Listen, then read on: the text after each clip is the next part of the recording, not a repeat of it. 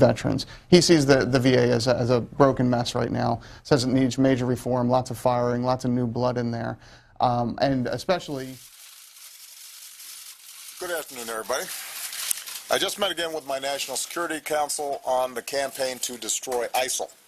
I want to thank Secretary Carter and Chairman Dunford, who just returned from meetings with our coalition partners in the Middle East, for hosting us and for their continued leadership of our men and women in uniform. I last updated the American people on our campaign in June, shortly after the horrifying attack in Orlando. In the weeks since, we've continued to be relentless in our fight against ISIL. And on the ground in Syria and Iraq, ISIL continues to lose territory. Tragically, however, we have also seen that ISIL still has the ability to direct and inspire attacks. So we've seen terrible bombings in Iraq and in Jordan, in Lebanon, Saudi Arabia, Yemen, and Afghanistan, attacks on an Istanbul airport, a restaurant in Bangladesh, Bastille Day celebrations in a church in France, and a music festival in Germany. In fact, the decline of ISIL in Syria and Iraq appears to be causing it to shift to tactics that we've seen before, an even greater emphasis on encouraging high-profile terrorist attacks, including in the United States.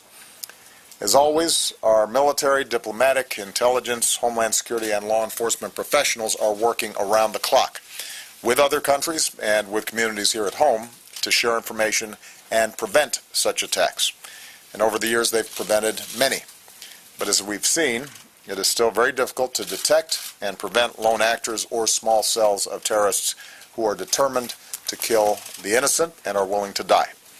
And that's why, as we discussed today, we're going to keep going after ISIL aggressively across every front of this campaign. Our air campaign continues to hammer ISIL targets. More than 14,000 strikes so far, more than 100,000 sorties, including those hitting the ISIL core in Raqqa and in Mosul. And in stark contrast to ISIL, which uses civilians as human shields, America's armed forces will continue to do everything in our power to avoid civilian casualties. With our extraordinary technology, we're conducting the most precise air campaign in history. After all, it is the innocent civilians of Syria and Iraq who are suffering the most and who need to be saved from ISIL's terror. And so when there are allegations of civilian casualties, we take them very seriously. We work to find the facts, to be transparent, and to hold ourselves accountable for doing better in the future. We continue to take out senior ISIL leaders and commanders. This includes ISIL's Deputy Minister of War, Bassem Muhammad al-Bajari, a top commander in Mosul, Hatim Talib al-Hamdani, and in yet another significant loss for ISIL, its Minister of War, Umar al-Shishani. None of ISIL's leaders are safe, and we're going to keep going after them.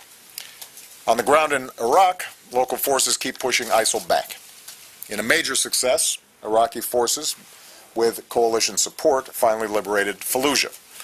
Now they're clearing ISIL fighters from more areas up the Euphrates Valley, and Iraqi forces retook the strategic air base at Qayyara, just 40 miles from Mosul, now the last major ISIL stronghold in Iraq. Given the success, the additional 560 U.S. support personnel that I ordered to Iraq last month will help turn this base into a logistical hub and launch pad for Iraqi forces as they push into Mosul. Meanwhile, in Syria, a coalition of local forces backed by our special operations forces and airstrikes continues to take the fight to ISIL as well. The coalition is fighting its way into the town of Manbij, a gateway for ISIL fighters coming in and terrorists heading out to attack Europe, which is why ISIL is fighting hard to hold it. As ISIL is beaten back, we're gaining vast amounts of intelligence, thousands of documents, thumb drives, digital files, which we will use to keep destroying ISIL's networks and stop foreign fighters. We also continue to intensify our efforts against al-Qaeda in Syria, which, no matter what name it calls itself, cannot be allowed to maintain a safe haven to train and plot attacks against us. I do want to step back and note the broader progress that has been made in this campaign so far. 2 years ago, ISIL was racing across Iraq to the outskirts of Baghdad itself, and to many observers, ISIL looked invincible. Since then, in Iraq, ISIL has lost at the Manjib Dam, at Tikrit, at Beji, at Sinjar, at Ramadi, at Heat, at Rudba, and now Fallujah. In Syria, ISIL's lost at Kobani and Tel Abyad, and the Tishrin Dam and al-Shaddadi. ISIL has lost territory across vast stretches of the border with Turkey and almost all major transit routes into Raqqa. And in both Iraq and Syria, ISIL has not been able to reclaim any significant territory that they have lost. So I want to repeat, ISIL has not had a major successful offensive operation in either Syria or Iraq in a full year. Even ISIL's leaders know they're going to keep losing. In their message to followers, they're increasingly acknowledging that they may lose Mosul and Raqqa, and ISIL is right. They will lose them. And we'll keep hitting them and pushing them back and driving them out until they do. In other words, ISIL turns out not to be invincible. They are, in fact, inevitably going to be defeated. But we do recognize at the same time that the situation is complex, and this cannot be solved by military force alone. That's why last month the United States and countries around the world pledged more than $2 billion in new funds to help Iraqis stabilize and rebuild their communities. It's why we're working with Iraq so that the military campaign to liberate Mosul is matched with humanitarian and political efforts to protect civilians and promote inclusive governance and development. So ISIL cannot return by exploiting divisions or new grievances. In Syria, as I've repeatedly said, defeating ISIL and al-Qaeda requires an end to the civil war and the Assad regime's brutality against the Syrian people, which pushes people into the arms of extremists. The regime and its allies continue to violate the cessation of hostilities, including with vicious attacks on defenseless civilians, medieval sieges against cities like Aleppo, and blocking food from reaching families that are starving. It is deplorable, and the depravity of the Syrian regime has rightly earned the condemnation of the world.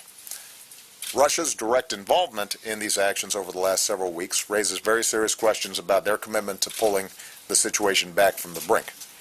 The U.S. remains prepared to work with Russia to try to reduce the violence and strengthen our efforts against ISIL and al-Qaeda in Syria. But so far, Russia has failed to take the necessary steps. Given the deteriorating situation, it is time for Russia to show that it is serious about pursuing these objectives. Beyond Syria and Iraq, we'll keep working with allies and partners to go after ISIL wherever it tries to spread. At the request of Libya's Government of National Accord, we are conducting strikes in support of government-aligned forces as they fight to retake Sirte from ISIL, and we will continue to support the government's efforts to secure their country. In Afghanistan, one of the reasons that I decided to largely maintain our current force posture was so that we could keep eliminating ISIL's presence there.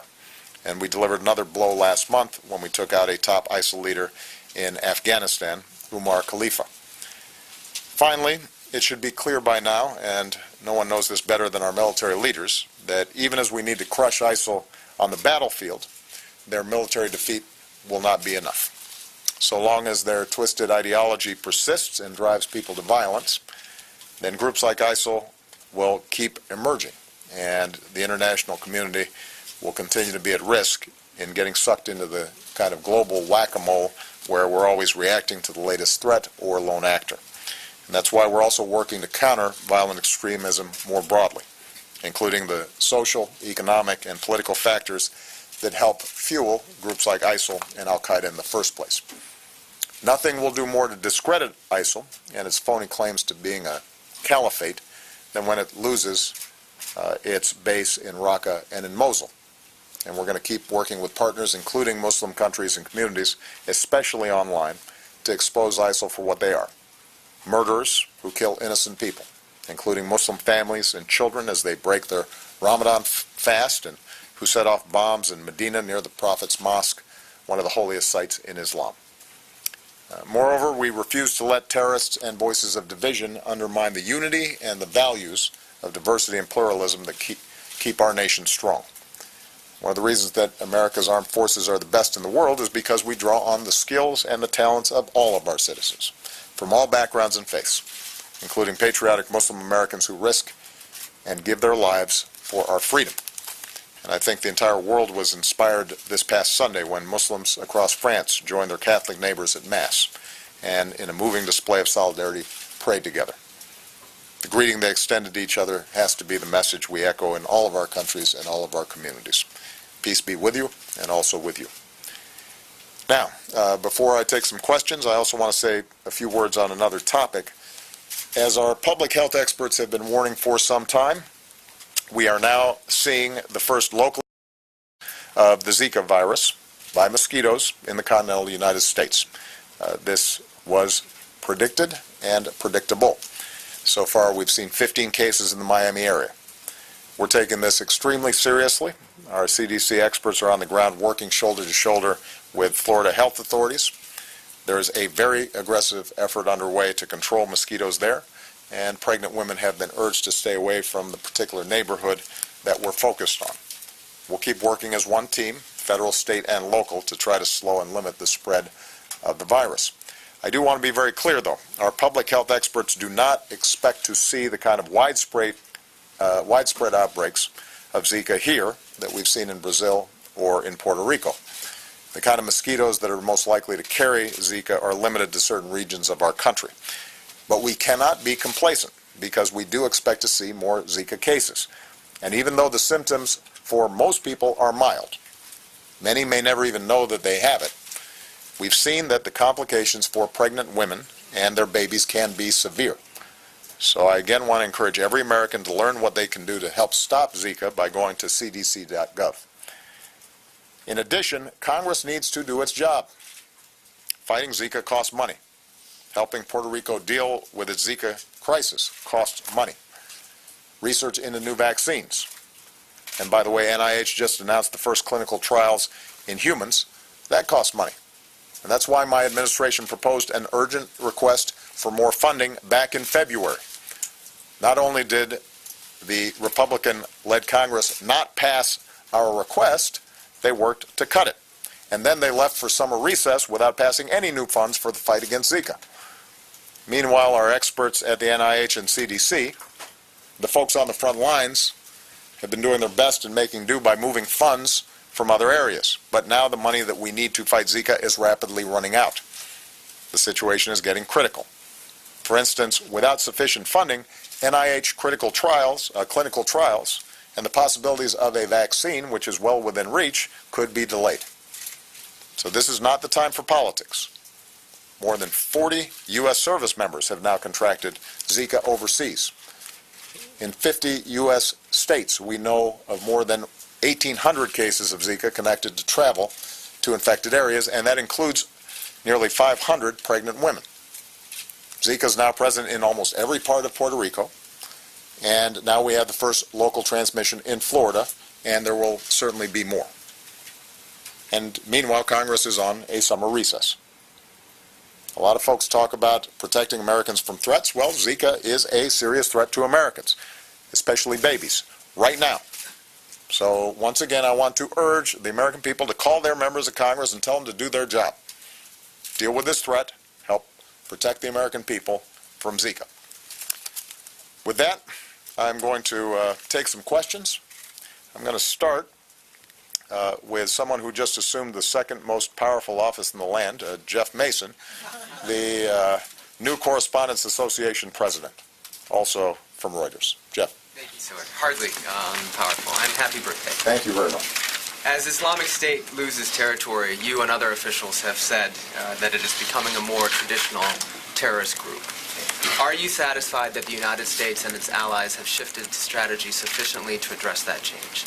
And secondly, given your comments this week about Donald Trump's volatility and lack of fitness to be president, are you concerned that he will be receiving security briefings about ISIS and other sensitive national security issues? Okay. I'm never satisfied with our response, because if you're satisfied, that means the problem's solved, and it's not. So we just spent a couple hours meeting with my top national security folks to look at what more can be done. It is absolutely necessary for us to defeat ISIL in Iraq and Syria. It is not sufficient, but it is necessary, because so long as they have those bases, they can use their propaganda to suggest that somehow there's still some caliphate being born, and that can insinuate itself then in the minds of folks who may be willing to travel there or carry out terrorist attacks. It's also destabilizing for countries in the region at a time when the region's already unstable. So, I am pleased with the progress that we've made on the ground in Iraq and Syria. We're far from freeing Mosul and Raqqa, but what we've shown is that when it comes to conventional fights, ISIL can be beaten with partners on the ground, so long as they've got the support from coalition forces that we've been providing. In the meantime, though, you're seeing ISIL carry out external terrorist acts, and they've learned something. They've adapted from Al-Qaeda, which had a much more centralized operation and tried to plan very elaborate attacks. And what ISIL has figured out is that if they can convince a handful of people, or even one person, to carry out an attack on a subway or at a parade or some other public venue and kill scores of people as opposed to thousands of people, it still creates the kinds of fear and concern that elevates their profile. So in some ways, rooting out these networks for smaller, less complicated attacks is tougher, because it doesn't require as many resources on their part or preparation. But it does mean that we've got to do even more to generate the intelligence and to work with our partners in order to degrade those networks. And the fact is that those networks will probably sustain themselves even after ISIL is defeated in Raqqa and Mosul. But what we've learned from our efforts to defeat Al-Qaeda is that if we stay on it, our intelligence gets better, and we adapt as well. And eventually, we will dismantle these networks also. This is part of the reason why, however, it is so important for us to keep our eye on the ball and not panic, not succumb to fear, because ISIL can't defeat the United States of America or our NATO partners. We can defeat ourselves, though, if we make bad decisions. And we have to understand that as painful and as tragic as these attacks are, that we are going to keep on grinding away, preventing them wherever we can, using a whole of government effort to knock down their propaganda, to disrupt their networks, to take their key operatives off the battlefield, and that eventually we will win. But if we start making bad decisions, indiscriminately killing civilians, for example, in some of these areas, instituting offensive religious tests on who can enter the country, those kinds of strategies can end up backfiring, because in order for us to ultimately win this fight, we cannot frame this as a clash of civilizations between the West and Islam. That plays exactly into the hands of ISIL and the perversions, the perverse interpretations of Islam that they're putting forward. As far as Mr. Trump, we are going to go by the law, which is that both tradition and the law that if somebody's the nominee, the Republican nominee for president, they need to get a security briefing so that if they were to win, they are not starting from scratch in terms of being prepared for this office. And I'm not going to go into details of the nature of the security briefings that both candidates receive. What I will say is that they have been told these are classified briefings, and if they want to be president, they got to start acting like president, and that means being able to receive these briefings and not spread them around. Are you worried about that? Well, I think I've said enough on that. Mary Bruce. Thank you, Mr. President. What is your response to critics who say the $400 million in cash that you sent to Iran was a ransom payment? Was it really simply a pure coincidence that a sum that was a payment that was held up for almost 4 decades was suddenly sent at the exact same time that the American prisoners were released? And can you assure the American people that none of that money went to support terrorism? Okay. It's been interesting to watch this story surface. Some of you may recall, we announced these payments in January, many months ago. There wasn't a secret. We announced them to all of you. Josh did a briefing on them. This wasn't some nefarious deal. And at the time, we explained that Iran had pressed a claim before an international tribunal about them recovering money of theirs that we had frozen, that as a consequence of its working its way through the international tribunal, it was the assessment of our lawyers that we were now at a point where there was significant litigation risk and we could end up costing ourselves billions of dollars. It was their advice and suggestion that we settle. And that's what these payments represent. And it wasn't a secret. We were completely open with everybody about it, and it's interesting to me how suddenly this became a story again. That's point number one. Point number two, we do not pay ransom for hostages. We've got a number of Americans being held all around the world. And I meet with their families. And it is heartbreaking. And we have stood up an entire section of interagency experts who devote all their time to working with these families to get these Americans out. But those families know that we have a policy that we don't pay ransom.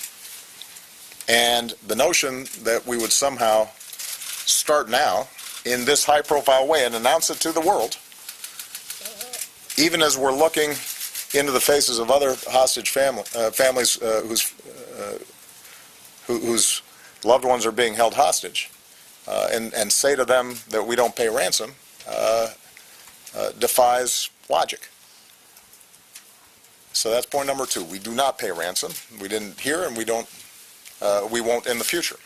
Precisely because if we did, then we would start encouraging Americans to be targeted, much in the same way that some countries that do pay ransom end up having a lot more of their citizens being taken by various groups. Point number three is that the timing of this was in fact dictated by the fact that as a consequence of us negotiating around the nuclear deal, we actually had diplomatic negotiations and conversations with Iran for the first time in several decades. So the issue is not so much that it was a coincidence as it is that we were able to have a direct discussion. John Kerry could meet with the foreign minister, which meant that our ability to clear accounts on a number of different issues at the same time converged. And it was important for us to take advantage of that opportunity both to deal with this litigation risk that had been raised. It was important for us to make sure that we finished the job on the Iran nuclear deal, and since we were in a conversation with them, it was important for us to be able to push them hard in getting these Americans out. And let me make a final point on this. It's now been well over a year since the agreement with Iran to stop its nuclear program was signed. And by all accounts, it has worked exactly the way we said it was going to work. You'll recall that there were all these horror stories about how Iran was going to cheat and this wasn't going to work, and Iran was going to get $150 billion to finance terrorism and all these kinds of scenarios. And none of them have come to pass. And it's not just the assessment of our intelligence community, it's the assessment of the Israeli military and intelligence community, the country that was most opposed to this deal, that acknowledges this has been a game changer and that Iran has abided by the deal and that they no longer have the sort of short-term breakout capacity that would allow them to develop nuclear weapons. So what I'm interested in is if there's some news to be made, why not have some of these folks who were predicting disaster say, you know what, this thing actually worked? Now that would be a shock. That would be impressive. If some of these folks who had said the sky is falling suddenly said, you know what, we were wrong, and we are glad that Iran no longer has the capacity to break out in short term and develop a nuclear weapon. But of course that wasn't going to happen. Instead, what we have is the manufacturing of outrage in a story that we disclosed in January. And the only bit of news that is relevant on this is the fact that we paid cash. Which brings me to my last point. The reason that we had to give them cash is precisely because we are so strict in maintaining sanctions, and we do not have a banking relationship with Iran, that we couldn't send them a check. And we could not wire the money. And it is not at all clear to me why it is that cash, as opposed to a check or a wire transfer, has made this into a news story. You know, maybe because it kind of feels like some spy novel or, you know, some crime novel, because cash was exchanged. The reason cash was exchanged is because we don't have a banking relationship with Iran, which is precisely part of the pressure that we were able to apply to them so that they would ship a whole bunch of nuclear material out and close down a bunch of facilities that, as I remember, 2 years ago, 3 years ago, 5 years ago, was people's top fear and priority, that we make sure Iran doesn't have breakout nuclear capacity. They don't. This worked. Josh Letterman. Thank you, Mr. President. Repeatedly now, Donald Trump has said that this election will be rigged against him, challenging really the core foundation of our democratic system. Can you promise the American people that this election will be conducted in a fair way? And are you worried that comments like his could erode the public's faith in the outcome of the election? And if he does win, given that you've just declared him unfit, what will you say to the American people? Well, at the end of the day, it's the American people's decision. I have one vote. I have the same vote you do. I have the same vote that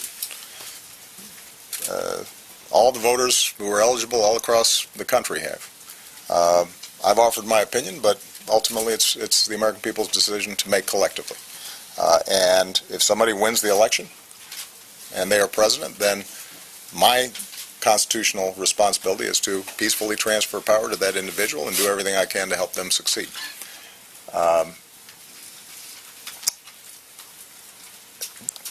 It is, I don't even really know where to start on answering this question. Of course the elections will not be rigged. What does that mean? The federal government doesn't run the election process. States and cities and communities all across the country, they're the ones who set up the voting systems and the voting booths. And if Mr. Trump is suggesting that there is a conspiracy theory that is being propagated across the country, including in places like Texas, where typically it's not Democrats who are in charge of voting booths, that's ridiculous. That doesn't make any sense, and I don't think anybody would take that seriously. Now, we do take seriously, as we always do, our responsibilities to monitor and preserve the integrity of the voting process. If we see signs that a voting machine or system is vulnerable to hacking, then we inform those local authorities who are running the elections that they need to be careful. If we see jurisdictions that are violating federal laws in terms of equal access and aren't providing ramps for disabled voters or are discriminating in some fashion or are otherwise violating civil rights laws, then the Justice Department will come in and take care of that. But this will be an election like every other election. And, you know, I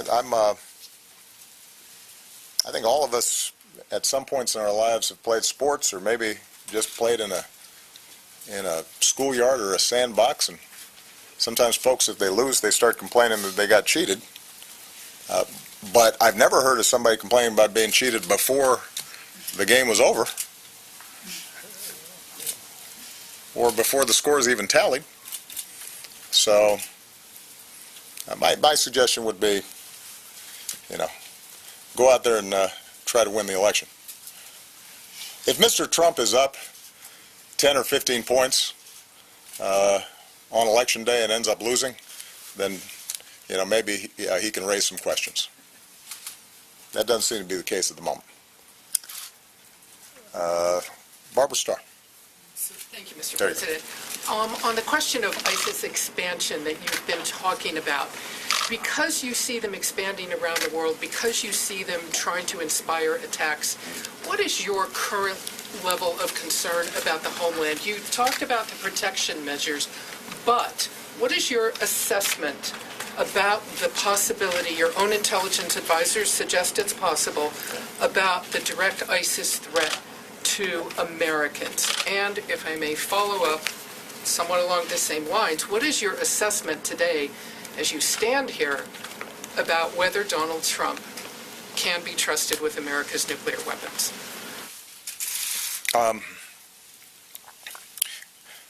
You know, on your second question, and I'll sort of address this to any additional Trump questions, I would ask all of you to just make your own judgment. I've made this point already multiple times. Just listen to what Mr. Trump has to say and make your own judgment with respect to how confident you feel about his ability to manage things like our nuclear triad. With respect, sir, it suggests that you're not confident. Well, as I recall, I just answered a question about this a couple days ago, and I thought I made myself pretty clear. And I don't want to just keep on repeating it or a variation on it. I obviously have a very strong opinion about the two candidates who are running here. One is very positive, and one is not so much. And I think that you will just hear any further questions that are directed to this subject. I think you'll hear pretty much variations on the same theme. What I can say is that this is serious business, and the person who is in the Oval Office and who our Secretary of Defense and our Joint Chiefs of Staff and our outstanding men and women in uniform report to, you know, they are counting on somebody who has the temperament and good judgment to be able to make decisions to keep America safe. And that should be very much on the minds of voters when they go into the voting booth in November. In terms of the threat that ISIL poses to the homeland, I think it is serious. We take it seriously. And as I said earlier, precisely because they are less concerned about big, spectacular 9/11 style attacks, because they've seen the degree of attention they can get with smaller scale attacks using small arms or assault rifles, or in the case of Nice, France, a truck. The possibility of either a lone actor or a small cell carrying out an attack that kills people is real. And that's why our intelligence and law enforcement and military officials are working around the clock to try to anticipate potential attacks, to obtain the threads of people who might be vulnerable to brainwashing by ISIL. We are constrained here in the United States to carry out this work in a way that's consistent with our laws and presumptions of innocence. And the fact that we prevent a lot of these attacks as effectively as we do,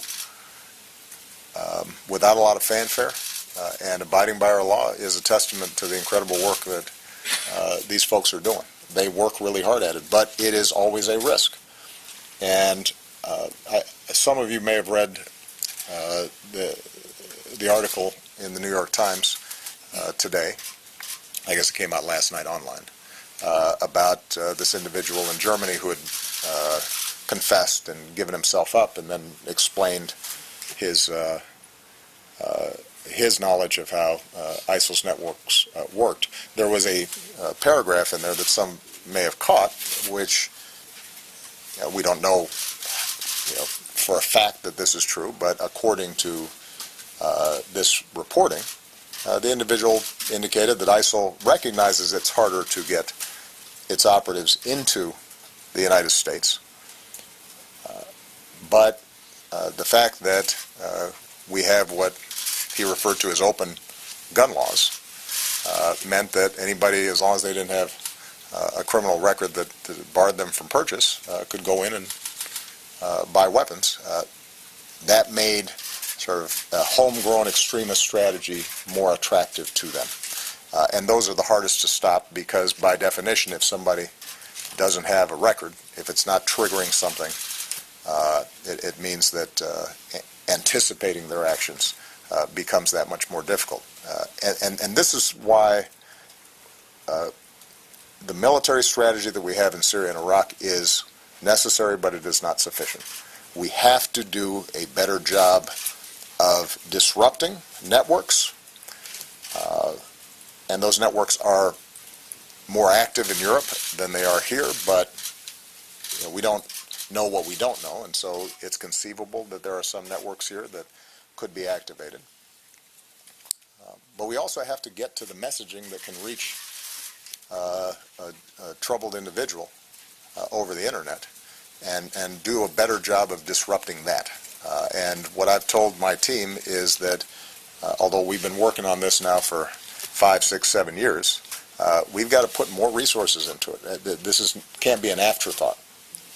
It's something that we have to really focus on. This is also why how we work with the Muslim American community, the values that we affirm about their patriotism and their sacrifice, and our fellow feeling with them is so important. One of the reasons that we don't have networks and cells that are as active here as they are in certain parts of Europe is because the Muslim American community in this country is extraordinarily patriotic and largely successful, and fights in our military, and serves as our doctors and our nurses, and there are communities in which they are raising their kids with love of country and a rejection of violence, and that has to be affirmed consistently. And if we screw that up, then we're going to have bigger problems. Gregory Corti of USA Today. There you go. Mr. President. Yesterday, you commuted the sentences of 214 federal inmates. It was the largest single-day grant of commutations in the history of the American presidency. So I wanted to ask you a couple of questions about your clemency thought process. One is, you've talked about this as low-level drug offenders who got mandatory minimum sentences. But about a quarter of the commutations that you've granted also had firearms offenses. Given your overall philosophy on firearms, can you reconcile that for us? Sure. And given that previously in your presidency you had sent a memo to the Office of Pardon Attorney saying there was a sort of a predisposition against firearms being carried in clemency, why did you change your mind on that? Sure. Also, the other side of the ledger here is pardons. You've granted more commutations than any president since Calvin Coolidge. You've granted fewer pardons than any two-term president since John Adams. Right. Why is that? Is the focus on commutations taking energy away from pardons? Especially since, these are, you've talked about second chances. A full pardon would give people a better chance at those second chances. Sure. And then finally, just one other thing on pardons. Many of your predecessors in the final days of their presidency have reserved that for their more politically sensitive pardons. Should we expect you to do that, or would you roll that out? I appreciate the question, Gregory, because I haven't had a chance to talk about this much, and this is an effort that I'm really proud of. It is my view, shared by Democrats and Republicans alike in many quarters, that as successful as we've been in reducing crime in this country, the extraordinary rate of incarceration of nonviolent offenders has created its own set of problems that are devastating. Entire communities have been ravaged, where largely men, but some women, are taken out of those communities. Kids are now growing up without parents.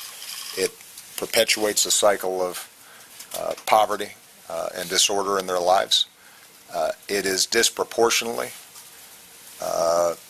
young men of color that are being arrested at higher rates, charged and convicted at higher rates, and imprisoned for longer sentences. And so ultimately, the fix on this is criminal justice reform, and I still hold out hope that the bipartisan effort that's taken place in Congress can finish the job, and we can have a criminal justice system, at least at the federal level, that is both smart on crime, effective on crime, but recognizes the need for proportionality in sentencing and the need to rehabilitate those who commit crimes. But even as that slow process of criminal justice reform goes forward, what I wanted to see is if we could reinvigorate the pardon process and commutation process that had become stalled over the course of several years. Partly because it's politically risky. You commute somebody and they commit a crime, and the politics of it are tough. And everybody remembers the Willie Horton ad. And so the bias, I think, of my predecessors, and frankly, a number of my advisors early in my presidency, is be careful about that. But I thought it was very important for us to send a clear message that we believe in the principles behind criminal justice reform, even if ultimately we need legislation. So we have focused more on commutations than we have on pardons. I would argue, Gregory, that by the time I leave office, the number of pardons that we grant will be roughly in line with what other presidents have done. But standing up this commutations process has required a lot of effort, a lot of energy, and it's not like we got a new slug of money to do it.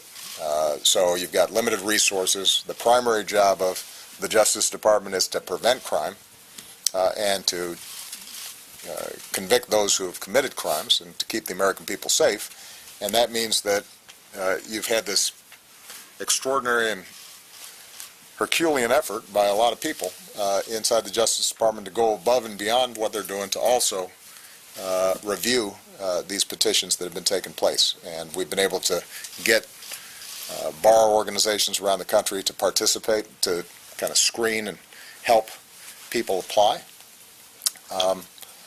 And what the main criteria that I've tried to set is if under today's laws, because there have been changes in how we charge nonviolent drug offenses, if under today's charges their sentences would be substantially lower than the charges that they received, if they got a life sentence but a U.S. attorney or the Justice Department indicates that today they'd be likely to get 20 years and they've already served 25, then what we try to do is to screen through and find those individuals who have paid their debt to society, that have behaved themselves and tried to reform themselves while incarcerated, and we think have a good chance of being able to use that second chance well. On the firearms issue, what I've done is to try to screen out folks who seem to have a propensity for violence. And these are just hypotheticals, but there may be a situation where a kid at 18 was a member of a gang, had a firearm, did not use it in the offense that he was charged in. There's no evidence that he used it in any violent offense. It's still a firearms charge and enhancement, but he didn't use it. He's now 48 or 38, 20 years later, and has a unblemished prison record. Has gone back to school, gotten his GED, has gone through drug treatment, has the support of the original judge that presided, the support of the U.S. attorney that charged him, support of the warden, has a family that loves him, and in that situation, the fact that he had 20 years earlier an enhancement because he had a firearm is different than a situation where somebody is engaged in armed robbery and shot somebody. In those cases, that is still something that that I'm concerned about. Our focus really has been on people who we think were overcharged and people who we do not believe have a propensity towards violence. And in terms of your last question about sort of last-minute pardons that are granted, the process that I've put in place is not going to vary depending on how close I get to the election. So it's going to be reviewed by the pardon attorney. It'll be reviewed by my White House counsel, and I'm going to, as best as I can, make these decisions based on the merits as opposed to political considerations. Okay. And finally, Jim Melishevsky is retiring after 30 years at NBC. He's done an outstanding job, mostly covering the Department of Defense. This may be my last press conference here, so I just wanted to thank Jim for the extraordinary career that he's had and the great job that he's done, and he gets the last question. Thank you very much, Mr. President. First, back to ISIS and Iraq and Syria. Your very own national counterterrorism operation has found that despite all the decisive defeats that the U.S. and coalition have dealt ISIS, on the battlefield, that they've expanded their threat worldwide to include as many as 18 operational bases. In the 6 years you've been dealing, do you feel any personal disappointment that there hasn't been more progress? And in any discussions you've had with the U.S. military and your intelligence agencies, have you come up with any new ideas on how to deal or defeat ISIS? Every time there's a terrorist attack, I feel disappointment because I'd like to prevent all of them. And that's true not just when the attacks are in Europe or in the United States. When you read stories about attacks in Lebanon or Iraq or Afghanistan or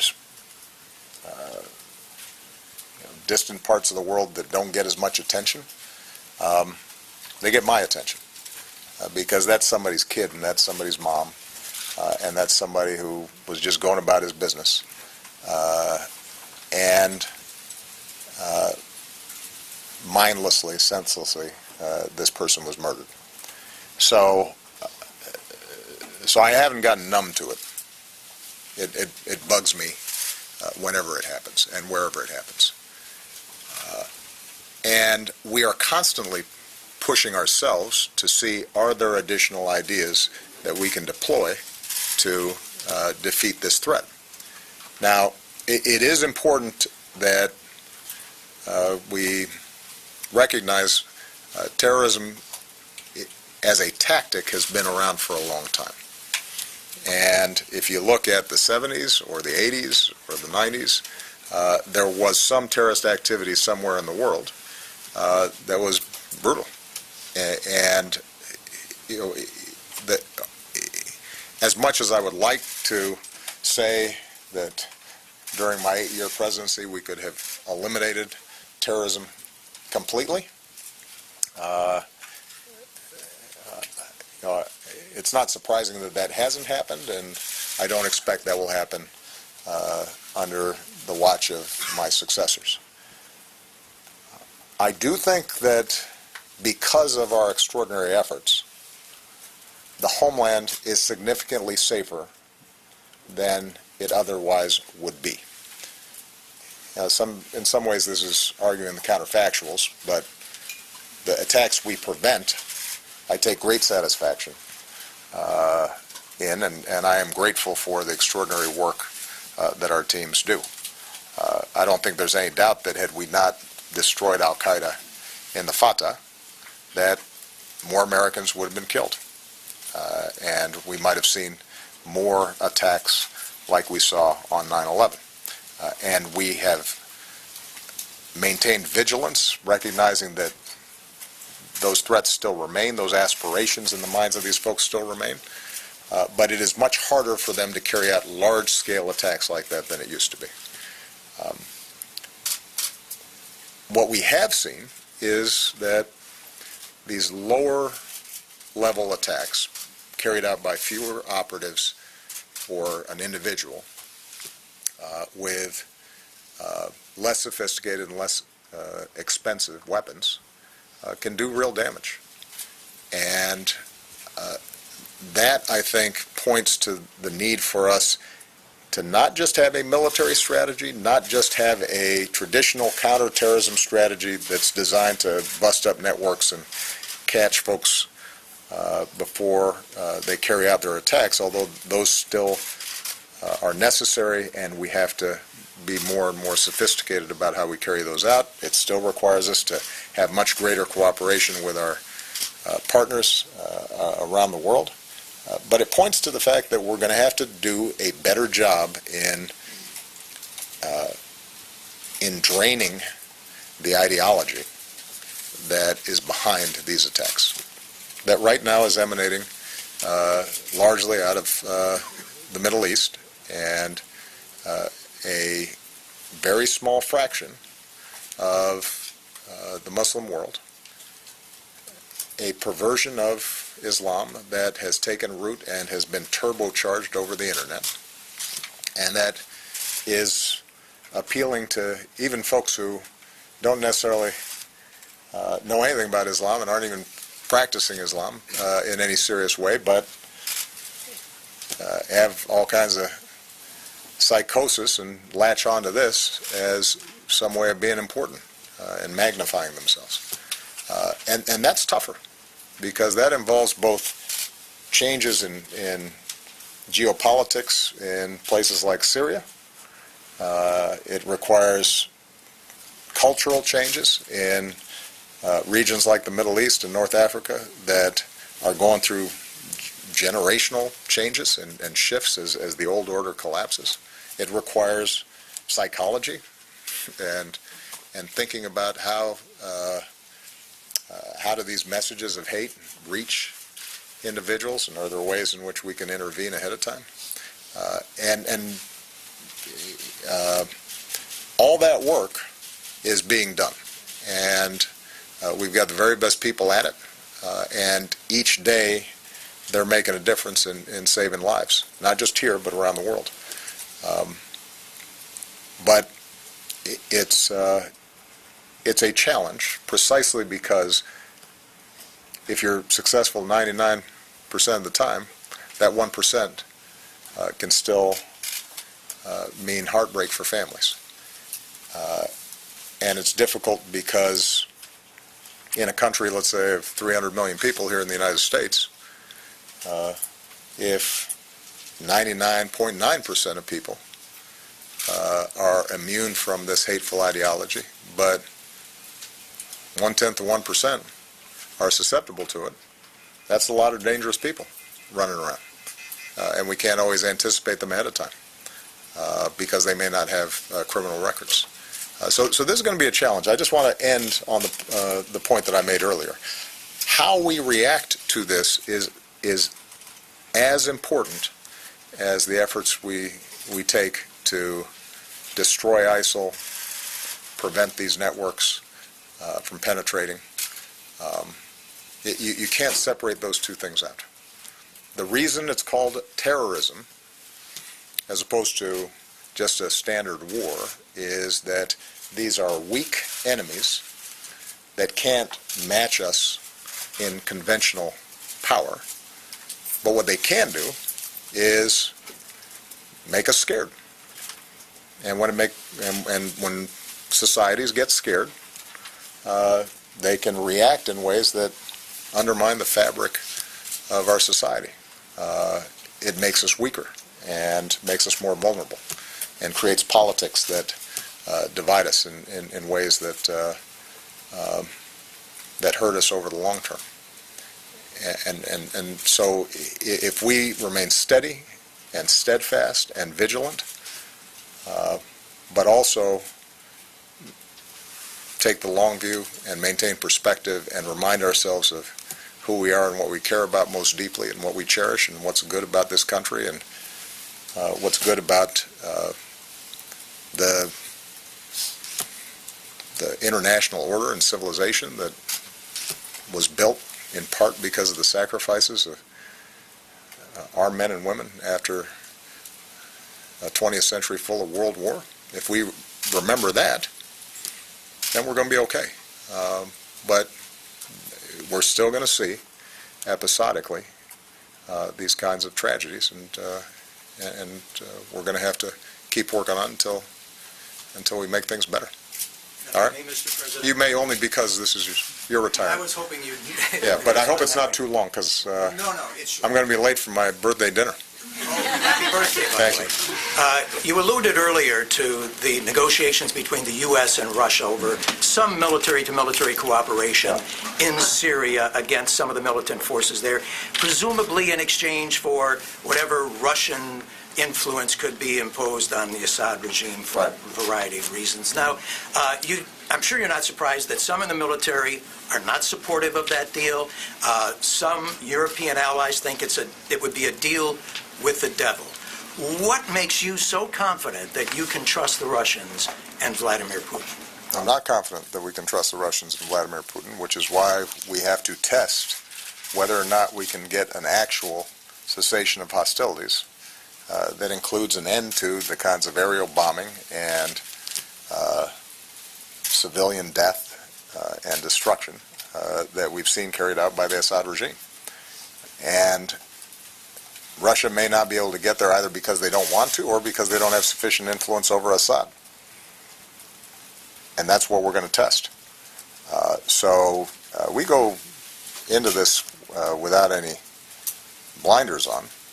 We're very clear that Russia has been willing to support a murderous regime that has, and an individual in Assad who has destroyed his country just to cling on to power. What started with peaceful protests has led to a shattering of an entire, pretty advanced society. And so whenever you're trying to broker any kind of deal with individual like that or a country like that, you got to go in there with some skepticism. On the other hand, if we are able to get a genuine cessation of hostilities that prevents indiscriminate bombing, that protects civilians, that allows humanitarian access, and creates some sort of pathway to begin the hard work of political negotiations inside of Syria, then we have to try. Because the alternative is a perpetuation of civil war. I mean, I've been wrestling with this thing now for a lot of years. I am pretty confident that a big chunk of my gray hair comes out of my Syria meetings. And there is not a meeting that I don't end by saying, is there something else we could be doing that we haven't thought of? Is there a plan F, G, H that we think would lead to a resolution of this issue so that the Syrian people can put their lives back together again and we can bring peace and relieve the refugee crisis that's taken place? And the options are limited when you have a civil war like this, when you have a ruler who doesn't care about his people, when you've got terrorist organizations that are brutal and would impose their own kind of dictatorship on people, and you have a moderate opposition and ordinary civilians who are often outgunned and outmanned. And you know, that's a very difficult situation to deal with. But we've got to give it a chance. There are going to be some bottom lines that we expect for us to cooperate with Russia beyond the sort of deconfliction that we're currently doing, and that means restraint on the part of the regime that so far has not been forthcoming. You know, early on in this version of the cessation of hostilities, we probably saw some lives saved and some lessening of violence. The violations of this cessation have grown to the point where it just barely exists, particularly up in the northwestern part of the country. So we're going to test and see if we can get something that sticks.